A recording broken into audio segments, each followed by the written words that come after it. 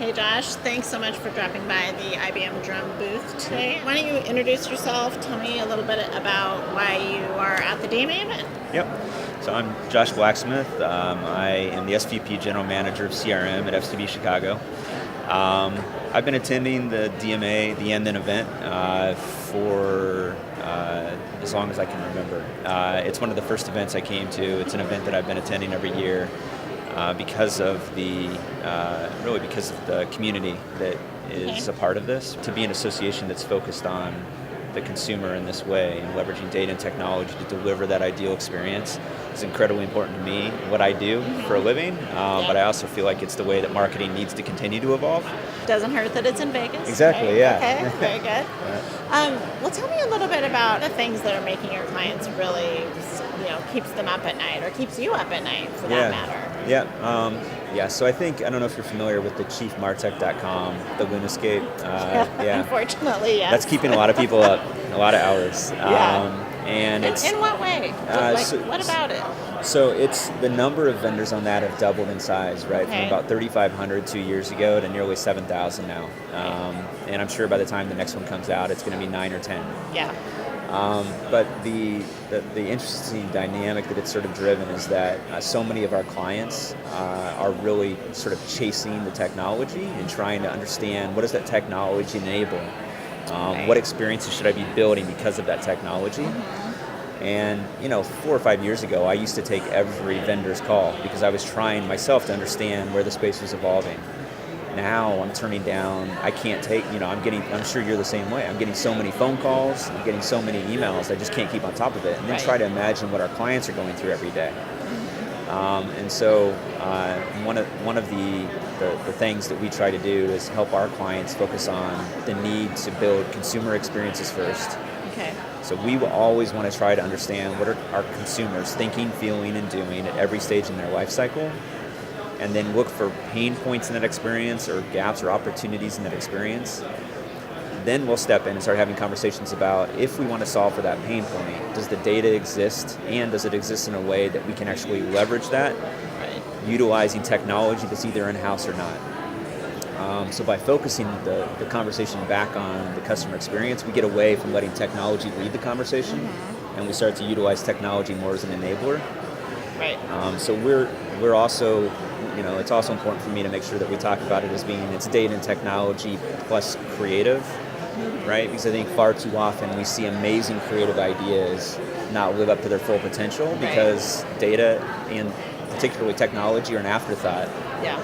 But if you can lead technology into the initial creative ideation process, you can actually allow those creative ideas to be something amazing, It's interesting because I feel that agencies are kind of uniquely positioned. How do you position FCB to really be at the top of someone's mind when they're thinking about technology in association with their creative strategy? Yeah, it's actually, it creates head turns, which is fun, right? Yeah.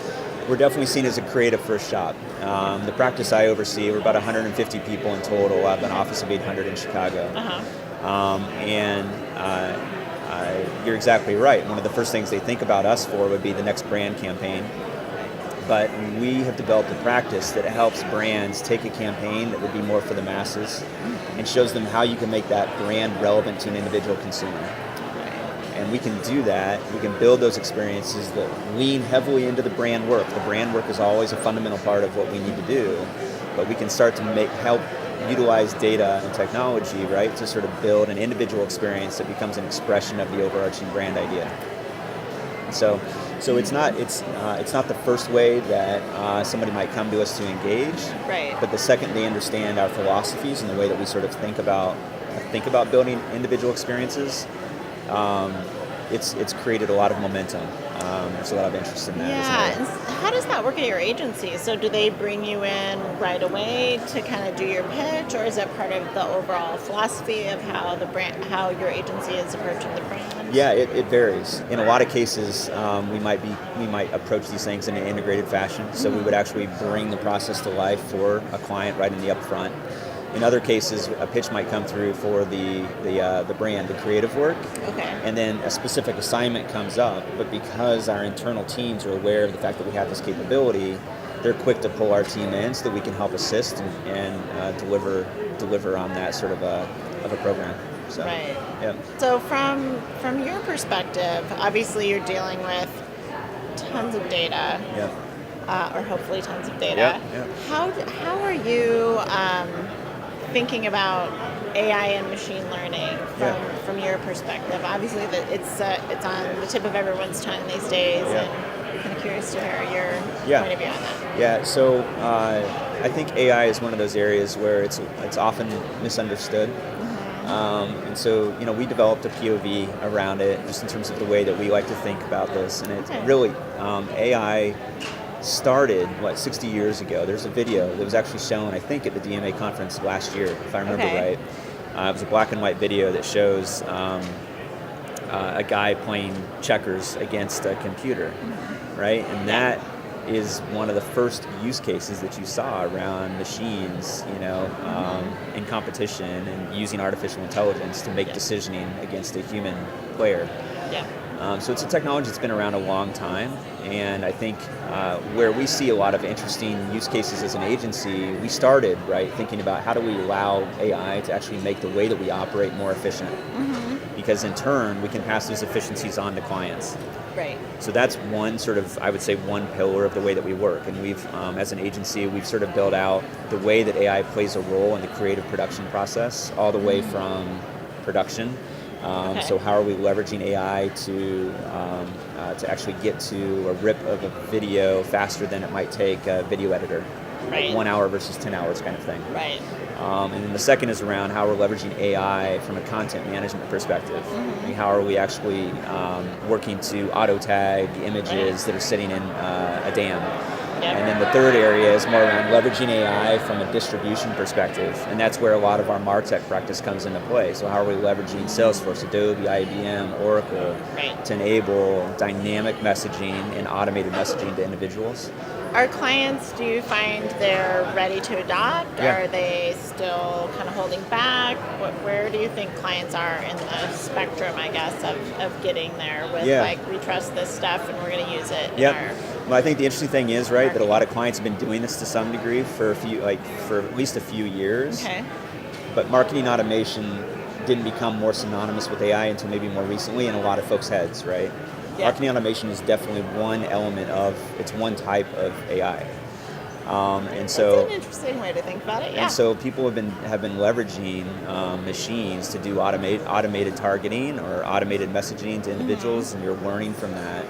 And so one client in particular, I remember just recently, they were sort of curious, we want to start doing some things with AI. It was sort of the ask that came through. I said, wait a minute, you guys are actually doing, here is, out of all the projects we're doing, here are all the projects that you're actually already have in market that are leveraging AI in some capacity. So I think then the question becomes, what are we not doing today? And that's where it's fun to keep up with the innovative side of AI and what can we do to sort of push the boundaries of what's possible. But we definitely, to take a step back, we talk about AI in terms of augmented intelligence, and I know I'm not the first person that you probably talked to today that said something similar. But we definitely believe in the power of the machine, but you also need the power of human ingenuity, because there are business rules, right? Absolutely. And I realize makes the human better. Totally. And I'm a huge supporter of IBM and everything that they're doing with Watson. I definitely use sort of Watson as an example sometimes to demonstrate why it's important to have the two together. Because if you think back to Jeopardy, right? It was amazing watching Watson on stage and how fast Watson was able to answer questions in that game. But there was one out of every 40 questions or so maybe, right? Where Watson's answer would be so far off the rails. It's because it's still learning, and it needed that sort of construct. It needed to have those business rules and understanding that the humans bring to bear, right? Yeah, no, absolutely. So. It's fascinating.